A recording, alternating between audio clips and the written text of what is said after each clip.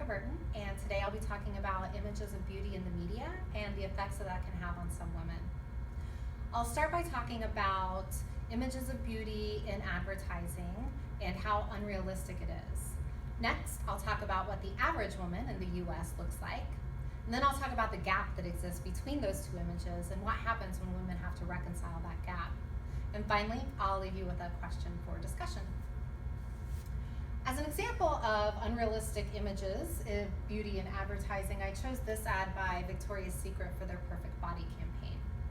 So here you can see the word body in quotes, and to be honest, I have no idea what that means. It doesn't make sense. It's like the company is making some preposterous disclaimer that they're not actually insinuating that these women are representing the perfect body, that it actually has something to do with the line of underwear. Okay. So there are a few problems that I have with this image. The first being that these women are so skinny that they don't even appear to be healthy. Second is the fact that their proportions typically don't occur in nature. And finally is the fact that there's clear evidence of photoshopping. In other words, these beautiful skinny models aren't good enough the way they are. But here we see them as examples of the perfect body. So who gets to decide this anyway? I'm sure a few of you will be surprised to know that the Chief Marketing Officer of Victoria's Secret is a man. But let's level set. This is one example of one ad by one company. There are countless others, and it's not just advertising. We're taught from a very early age that the picture of ideal beauty is young, thin, and large-chested.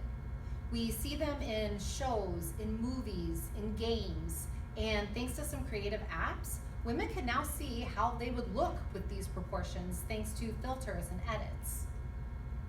On one hand, women know it's not real. On the other hand, they want to achieve it anyway. Here we see a whole line of women telling us this is the perfect body. And women are buying into this, quite literally. In 2017, Victoria's Secret posted net sales of $7.39 billion worldwide. But let's be honest, most women know they're not going to spend $100 on a bra and a pair of underwear and magically look like one of these women. Women are spending the money to feel the way that these women look. Because the truth is, most women will never achieve this idea of beauty. In fact, the average woman in the US is a size 12 and overweight. In a poll done in 2012, 20% of women were dieting at any given time. But the thing is, that number is actually down from 10 years earlier in 1992, where 35% of women were dieting. Consumers are getting fed up with this unrealistic idea of beauty. We are seeing the damage that it does to self-esteem, and we want better for our daughters. So Dove ran this counter campaign called Real Beauty. And in it, we see a group of average, realistic women lined up in similar poses to what we saw in the Victoria's Secret ad. They're clearly trying to send the message that beauty is being comfortable with who you are. In recent years, we've seen more commercials that are showing realistic, average-looking people. They're promoting household goods, cars, services, but the beauty industry is a little behind the curve on this. Like, they're not quite ready to say that they believe this is beautiful. In fact, last year, the Chief Marketing Officer of Victoria's Secret made a controversial comment that they don't cast transgender and plus-size models in their shows because their shows are supposed to be fantasy. In other words, they don't believe that women like this are fantasy. So while statistics show that women should be able to better identify with this ad than the models in Victoria's Secret, is it effective at making women feel adequate? In other words, is it effective at making us believe that these women are as beautiful, as sexy as the models in the Victoria's Secret ad?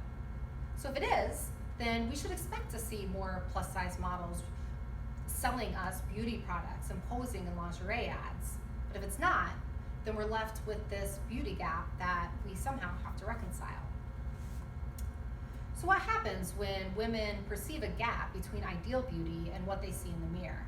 What happens when that gap is 60 pounds, plastic surgery, photoshopping away from being achievable? Generally, for most women, the answer is issues with self-esteem. So disturbances in body issue are not only central to all eating disorders, but they're also responsible for a wide range of other negative effects, including depression and anxiety, increased risk of suicidal thoughts, unhealthy weight control issues like fasting or taking diet pills, interpersonal problems like sexual promiscuity, and increased drug and alcohol use and abuse. And the beauty gap isn't just about fat to skinny. Many underweight women perceive the gap in height or chest size. Women of all sizes perceive the gap in facial features or muscle tone. Other women can see the gap in race or ethnicity. The point being, for most women, there's some kind of gap. I personally grew up with insecurities about body image and the ideal concept of beauty. I totally bought into the lies. So back then, photoshopping was a concept that the general public wasn't privy to. So when I saw images of Victoria's Secret models, I thought that was real, and I wanted to look like one of them. And it wasn't until I was in my mid-30s until I actually figured things out enough to know that how I look is okay. But more important, how I look is not nearly as important as my overall health, how I feel about myself. As long as ideal beauty is as it is today, this gap and all of the negative effects that come with it will continue. So how do we redefine beauty? I read in a lot of your posts that you believe that beauty is on the inside. I read that you're not buying into this concept of ideal beauty. So maybe yours will be the generation to lead real change in the beauty industry. As you enter the workforce, you'll make decisions that ultimately represent ideal images in the media. You'll buy products that ultimately support one idea over the other. I made reference to a comment by the CMO of Victoria's Secret about transgender and plus size models. And in that example, the public did respond. And in 2018, Victoria's Secret stock fell 40%. And this year, they expected to close 53 stores in the US. For too long, our society has allowed advertising and media to control our image of beauty and attractiveness. More damaging, however, is the importance that we've placed on physical attractiveness. As humans, we have the power to change that. We decide what to support and promote. And the internet has produced a powerful vehicle to voice opinions about what we as a society agree with and what we don't. The truth is, it's time for a change. So we talked about the fact that the beauty gap affects almost every woman. The images of perfect body are unattainable for most women. So the question I want to pose is this: of these four categories, which group has the highest level of comfort with and satisfaction with their bodies? And to what extent has the media influenced your opinion? So I appreciate you watching my presentation, and I look forward to a really good discussion. Have a great day.